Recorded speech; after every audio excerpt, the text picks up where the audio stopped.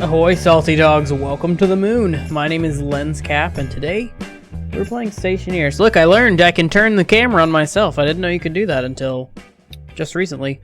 So that's fantastic. You can totally do it. Okay, I wanted to show you some of the things that I've been doing between episodes here.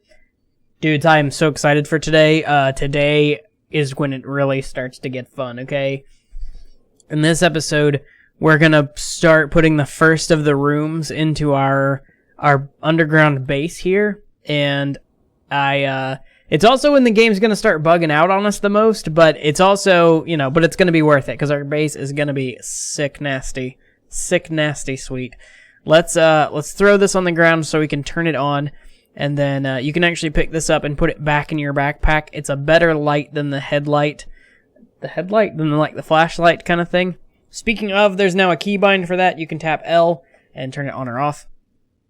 But the portable work light is better in your back. So there's a couple things they've added to the game recently that I wish we had when I built these stairs. But there's an elevator now, and there are ladders now.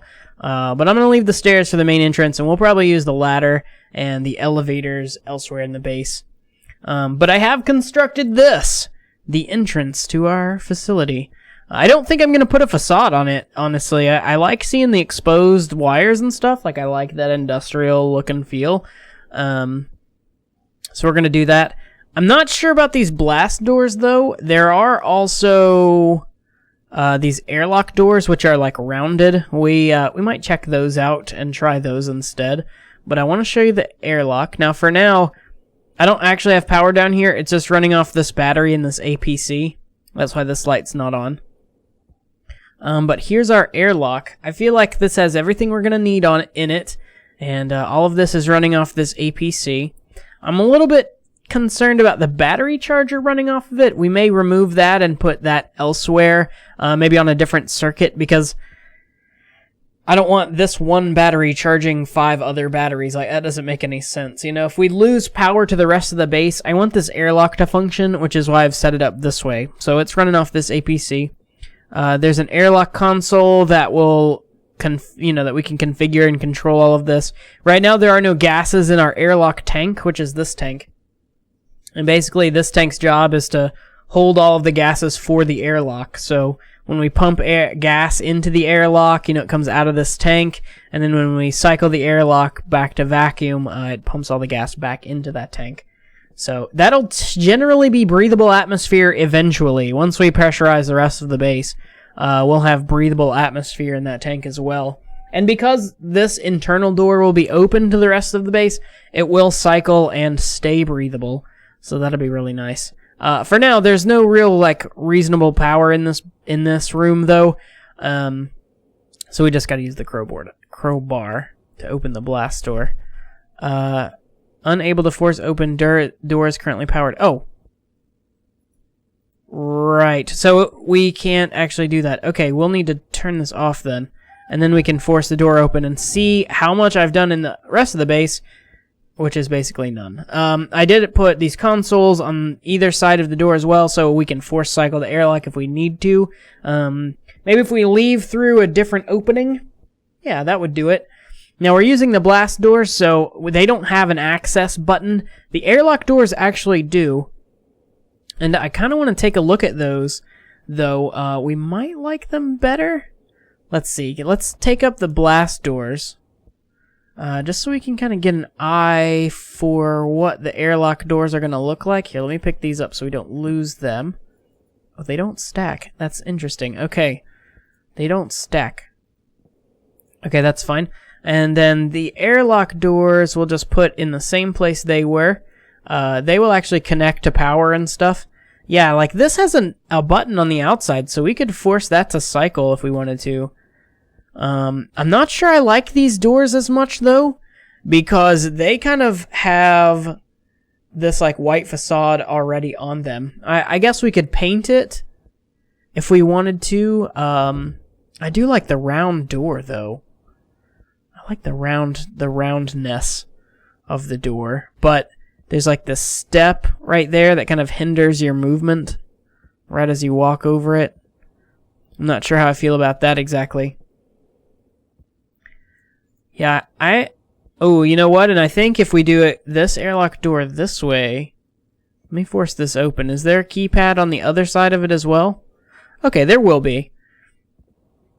So we can use the keypad to enter and exit the door, but man, I don't know. I'm torn. I like the square, I like the round door better, but I like the look of the blast doors better, like the way they fit with my kind of design philosophy I'm going for with this base. What do you guys think? Do you like the airlock doors or do you like the blast doors? I think for now I'm gonna do the blast doors. I just like them a little bit better. They kind of have the same white facade though too, don't they? It just seems less like intrusive or something to me. I don't know. But anyway, ooh, that's gonna be a problem. We gotta remove this. Turn this off. And then we can put this back on now. Okay, but anyway, today I want to dig our first... I want to dig our first bit of tunnel. Sorry, that was my phone ringing. I should probably mute my phone. I don't want that to happen again. It's just some spam call or something. Today we're going to dig our first bit of tunnel and start on our first room. I feel like our first room in the base should be atmospherics for sure, because that's we want to get this pressurized as soon as possible. And to do that, you know, we're going to need a lot of gases and things for storage and stuff. So I'm gonna get a diggin', and I'll be back in a little bit. All right, it's not much, but it's a tunnel. I like this okay. I think we could spice this up a little bit, but we've got a little bit of floor cladding. We can hide some things under the floor. Honestly, I'd rather have the pipes and wires and things like exposed, I think. However, with the weird twists and turns that we're going to do, because straight hallways are really boring, the pipes are going to take really bizarre shapes, so we might put them under the floor. We might run them along the ceiling in straight areas. I just don't know. It might be better to do straight corners and corridors and hallways. I just haven't decided yet what we want to do there. But here's what we've got so far. I don't know if I like this floor. It's almost too regular. I don't know how we could mix it up. Like, there are all these other kinds of floor grates that we can use. So there's like, right now I'm just using the composite floor grates, right? Like, obviously we could do bare rock, bare moon rock. That's not bad. If we do go with the composite floor grating, hello, can you show me your moves? There we go. Okay, so if we do with the floor grating, we could do like this is the one we used in the airlock, which is not bad, but I don't think we want that necessarily throughout the base. The one I had down before was like the default one. What we could do maybe is if we like tiled it so that it was like every other one was turned like this. Like, that's a little bit more interesting. I don't know, just trying to break up the shapes a little bit. Obviously this room is just a door.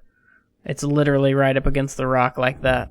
But I like the way it's kind of sunken into the rock a little bit. You know, I do like that about this door entrance. And we'll have to run power to it, obviously. We've got a power main that comes in this orange cable. It's not connected to anything right now, but I think I'm going to run this end to our solar panels and or like our gas generator eventually. And this will be like our quote-unquote dirty power. And then we'll power each room separately. So each room is going to have its own battery bank. Instead of having like one central battery room, I think we'll do like 3 small batteries in here or 3 batteries in here that run the atmospherics, and then the furnace will have its own set of batteries and whatnot. And then we'll just have to run the one dirty cable throughout the base to move our power around. That'll keep us all on different networks in all the different rooms. I think it'll be easier for logic. I think it'll be easier to expand as well. Like, what if we don't have enough batteries in our battery room? What do we do then? We're underground. It's not like we can just build a bigger room, we just have to dig more, and I don't want to do that. So I think the separated battery rooms is the best bet. Alright, so a couple of touch-ups, and I'm a little bit more confident about this plan now. I was pretty confident about it before, but now I'm very much more confident than I was. Oh, I didn't hook this up. Do I still have heavy cable on me? I have 2. I might be able to do it with 2. Yeah, so I like this, and I think we can actually make it work still with the grid and still make it feel organic.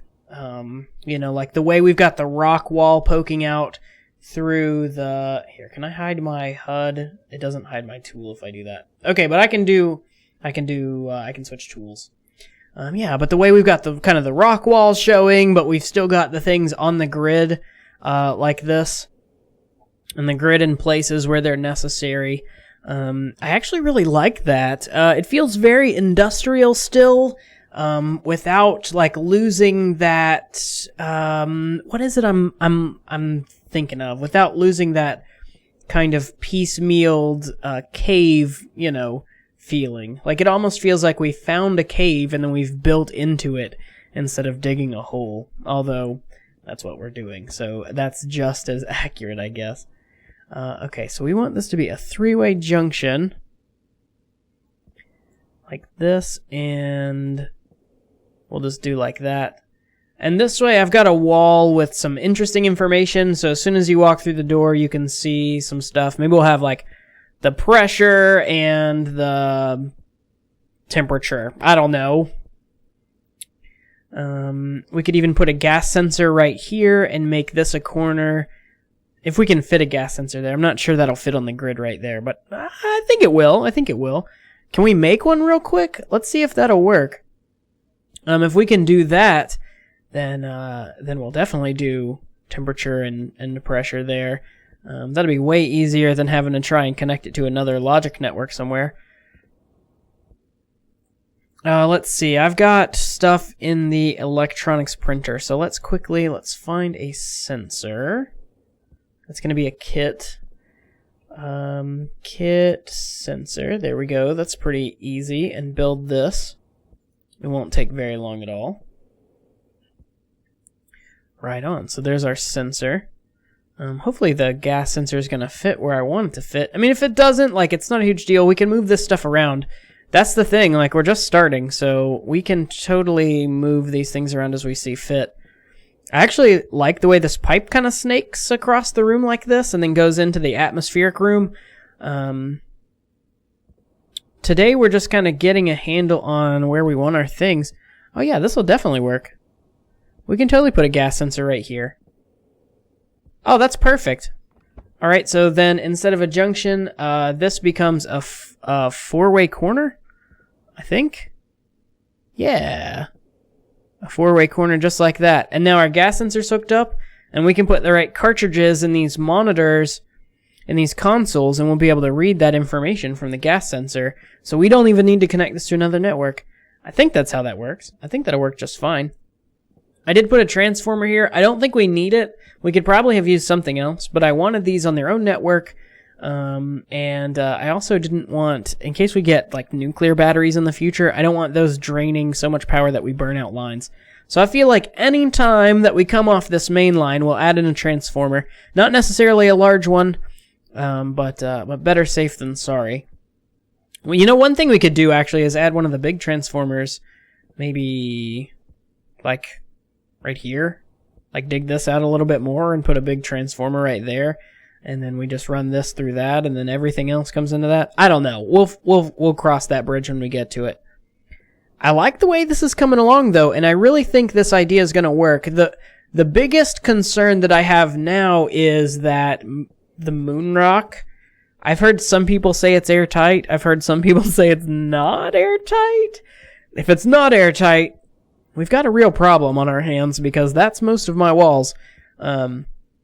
I think the problem that I foresee, I'm pretty sure it's airtight, right? From my experience, the rocks are going to be airtight. The problem that I foresee is a very common one that we'll find if we just look over in this direction, even just not even that far, You can see the edge of the world, so it doesn't load until we get like right up against it, like just then. And so if part of our base unloads, right, the ground unloads around our base, like we're out mining, and we come back, what if the atmosphere loads in before the ground does and vents our atmosphere in our base? That's a problem. So I'll probably have to change the way I'm doing autosaves. But we'll, we'll worry about that later. Right now we're worried about having a really cool base. Ladders. I want them yellow. I think this will be a cool idea. So I don't really have a way to get the power lines down into the base right now, unless I snake that cable all the way up and around these stairs and then out to wherever we put our solar farm. I don't really want to do that. Like, that's a lot of cable. But right here is where my cable comes in. I dug this hole that goes straight up. Maybe we can just put like a maintenance ladder here. Do I need to weld these? Oh, I don't. What if I just built like a maintenance ladder? That goes... Hello? Can I? There we go. That's what I want. Yeah. How do we feel about this? Is my drill on? Turn that off. Put that away. I'm okay with that. And do I just... Yeah, just go down it? And then I've got an easy way up to the solar and back down. I don't have to take the stairs, but the stairs are still a cool option. Okay, I like that. Should I weld these panels further? I don't really see any reason to do that. It would be easier to route this cable a different way, though. Let's do that. Do I have any more heavy cable in my inventory? Cool, I do. So, let's see. What's going to be the best way to route this cable, then? Since we're not going this way with it. Yeah, this will save a ton of cable in the long run as well. Okay, so like this. And then maybe a corner like that. And then maybe we just do a corner that goes up. And then we just send it straight up like this to the solar farm. Because that kind of feels like it hugs the rock that way. We're right on the ladder. Oh, look, we snapped to the ladder. That's interesting. Yeah. Okay, I like that. And then we can put our solar farm, like right here. Where we get, where all of our base power comes from. Until we get to the gas generator, at least. Can I go... Yeah, check it out. I can just build the cable... Well, I'm out now, but that's the idea. Okay, I like this. A little bit of logistics in today's episode, a little bit of pre-planning. I think this is a pretty good start. This is a pretty good start to our base. We're almost ready to start getting rooms and things together.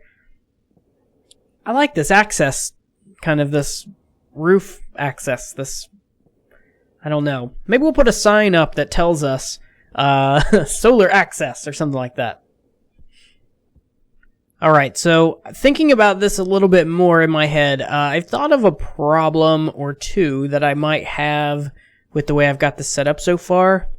Right now I have all the lights, like there's an airlock light that's on its own circuit for the airlock, but all of the other lights are wired into this main power line, and this is going to be our dirty power line, right? So I was thinking, oh snap, man, if we use solar as our primary power source, then this won't have any power in it at night. There's nothing to hold a charge. So we're going to have to put a battery on this line. But if we put a battery on it, then that battery is going to drain really quickly as it charges the other batteries throughout the base at night. So that's kind of a conundrum. So anything that's connected directly to this line is going to have no power at night. So this wall that we just did, that's not going to work. I mean, it'll work during the day, but as soon as it hits nights, we've got ourselves a problem. So I think the solution there is area power controllers. So we'll just use APCs and have everything on a battery backup at night. How do we then resolve the problem with the lights? I guess we have to... Can we turn this on now? Yeah, it's not doing anything right now. How do we resolve the problem with the lights? So the lights, I guess, can't be wired into the dirty line. They have to be wired into these other... lines. So the atmospheric, like the light for this part of the hallway, will have to be wired into the atmospheric power in some way. Maybe it'll be on the outside of this wall or something. I'm not quite sure how to do the lights yet. But we are going to have to redo some power lines. Like this light right here, that's not going to work at all because of the way the power line is. That won't work. We'll have to remove this little bit of line that goes right here and wire it in with this somehow. This light in the middle of the hallway, that's not going to work either. We'll have to connect it to this, which means, how's that interact with our gas sensor then? We might have to have a light there instead of the gas sensor. We could put the gas sensor down here at the bottom. Yeah, that might actually work. Let's get some cable snip action going. Do I still have cabling with me? I have a little bit, and I can use what I have right here. All I need is a three-way junction, so I should have enough cable for that. Especially since I just removed a four-way junction. Okay, then we'll need to get our drill so we can remove this light and this gas sensor. I think it'd be better to have the light at the top of the wall. Yeah, and we can even turn that on.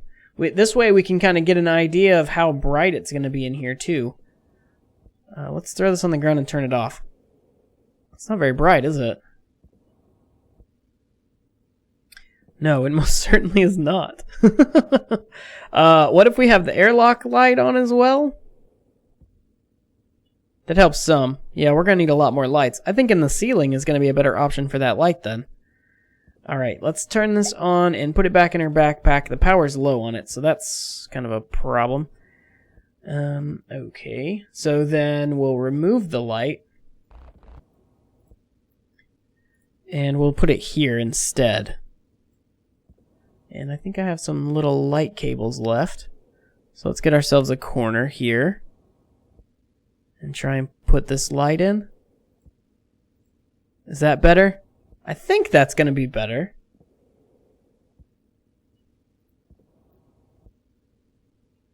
It's a little better. Oxygen low. Oh, my oxygen is low, but it's not actually low. I think what's happening there, my working theory now for why I died the other episode, is that my oxygen mix has some N2 in it, some nitrogen in it as well. And so when I breathe the oxygen and exhale the carbon dioxide, it removes it from my suit, obviously. Can I put this gas sensor? But it doesn't necessarily refill. I could put it in the floor. I kind of wanted it to be like right there, but I don't necessarily want it sticking out. Yeah, but it doesn't necessarily refill my tank with N2. Like, it becomes oversaturated with nitrogen to the point where there's not enough oxygen for me to breathe comfortably, and that's why I'm getting that warning. That's my working theory for this. That works for the gas sensor. I don't need the logic for the battery charger, so I think that works just fine. Cool. Okay, so that problem is solved, and we'll just have to fix this light out here. I'm not going to make you guys watch me do that, but I guess we're going to have to keep the lights on separate circuits. Dang, I was going to hoping for like a station-wide light switch right here or something, or we could turn on the lights on, but I don't think that's going to be doable necessarily since we're not wiring them directly into this dirty power line. Anyway, guys, thank you so much for watching this episode.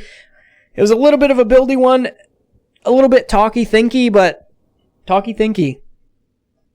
Yeah, that's the technical term. But we needed those. This is a good planning episode, and I think next time we can get started on maybe the atmospherics room. That would be good. I had intended to do that today, but we ended up doing a little bit more planning instead. And I guess next time we'll get to atmospherics. Thank you for tuning in. If you liked the video, hit that like button. It always helps me out. And I'll see you guys next time. Stay tuned.